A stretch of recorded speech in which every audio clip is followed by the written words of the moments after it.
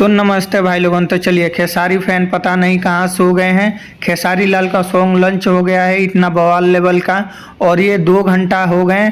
और लाइक आप लोग देख सकते हैं, जो कि 8,000 लाइक है और 1,800 कमेंट है, जो कि ये मैक्सिमम 30,000 35,000 के आसपास जाना चाहिए लाइक। वो सिर्फ 8,000 पे ही लटका हुआ है। तो पता नहीं कहाँ पे खेसारी फैन सो गए हैं। आप लोग जगिए और अपना भैया का प्यार दुलार आशीर्वाद दीजिए। ये सॉन्ग पे कुछ अच्छा रिस्पॉन्स आप लोगों को नहीं मिल रहा है, क्योंकि होली के बाद इनका दूसरा ये लोकगीत है और ये स्पेशली लगन सॉन्ग था। और आप लोग इस सॉन्ग को ऐसे रिस्पॉन्स दे रहे हैं, ये गलत मैसेज जा रहा है। तो आप लोग जाइए और अपने भैया को प्यार दुलार आशीर्वाद दीजिए।